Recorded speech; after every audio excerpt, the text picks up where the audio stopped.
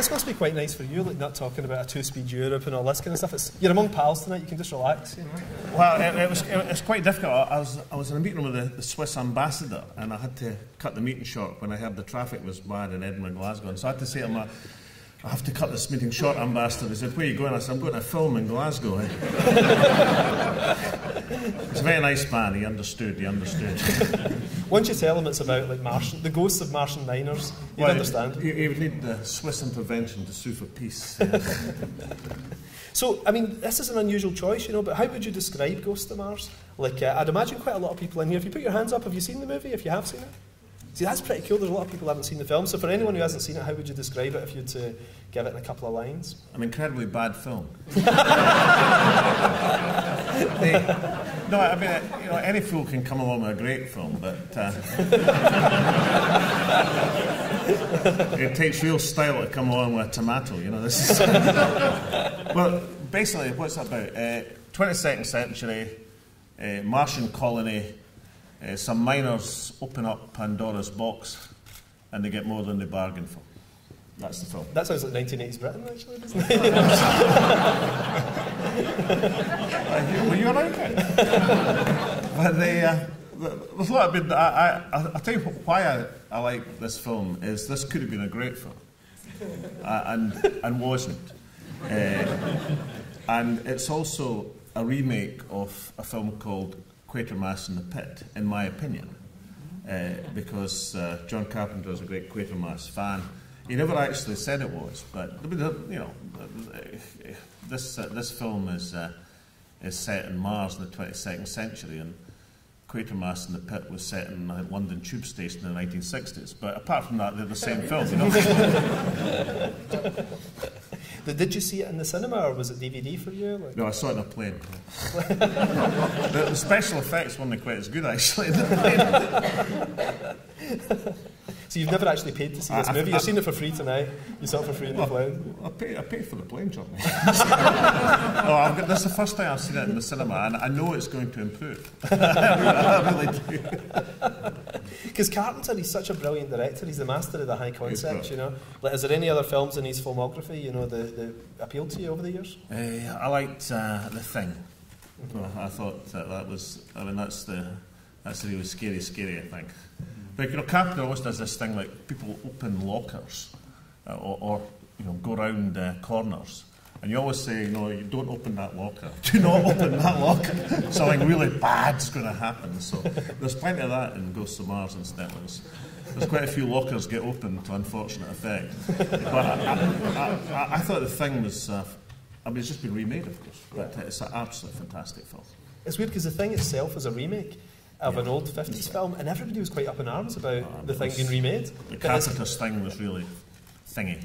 Yeah, because it's funny, directors normally have this parabolic curve, don't they? You know, like in the middle they're great, and at the start they're learning the ropes, and at the end, you know, their stuff isn't quite as big. Yeah, politicians, just to say. Carpenter, you know, Carpenter was loved because obviously the studios loved him because he started out making cheap movies which grossed massive sums. By the time he got to Ghosts of Mars, he was making expensive movies that grossed virtually nothing. But I still think, well, I hope you enjoy this, because I think it's got a lot going for it.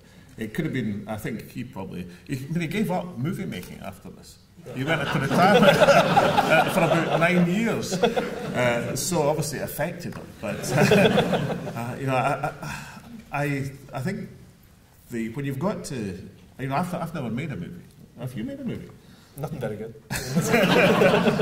But, you know, when you get, it must be extraordinary when you get that absolute pressure, you know, where you've got to finish something, and you've got a time scale, and you've got folk on sets, and people. Natasha Henstridge fell ill in the middle of this. Well, firstly, the first leading lady, I think something went wrong in one of the practice stunts or something, she got injured.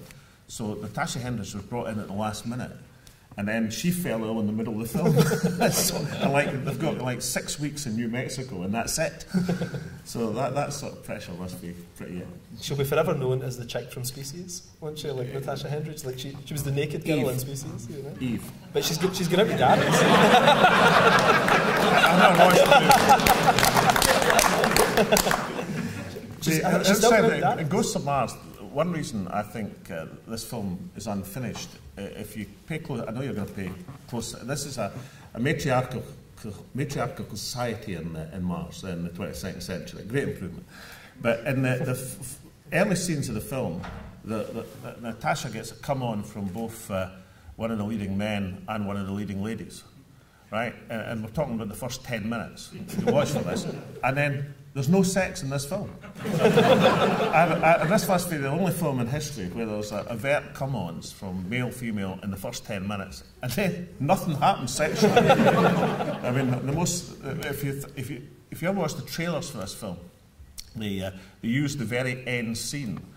Because obviously Natasha's a great-looking girl, etc. And at the end scene, she's in hospital with virtually nothing on. And they used that in the trailers, just because that's the only scene where she's got virtually nothing on. So there's a lot of interesting stuff. And there's a scene in this, which you can see if you can spot, but it has banknotes with a female president of the United States. It never explains, incidentally, why they're still using banknotes in the 22nd century in Mars. But the banknote has, like, Georgina Washington instead of George Washington. A female president is on the banknote. But I think those wee kind of curio films are always interesting, aren't they? Like, They Live is a really underappreciated Carpenter film as well. Like, everybody knows the big ones, like Halloween and all that, you know. But these wee curio ones have always got something great and worth watching it for, isn't it? Well, this is very expensive.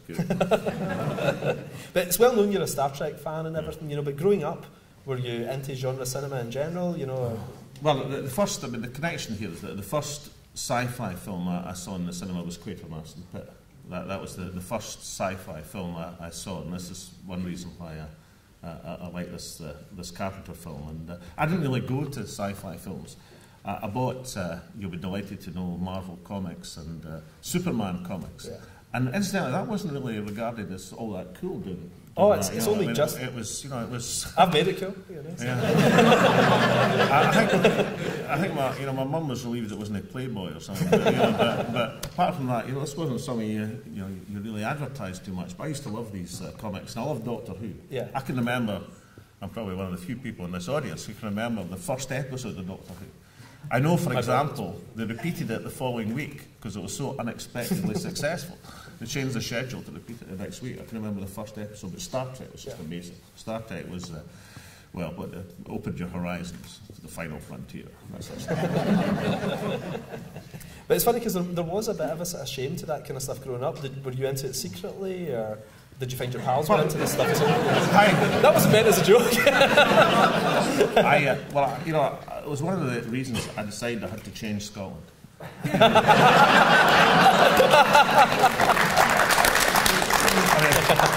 What sort of society did we live in the 1960s where it was okay to buy the Dandy or the Beano, but not to buy a DC comic?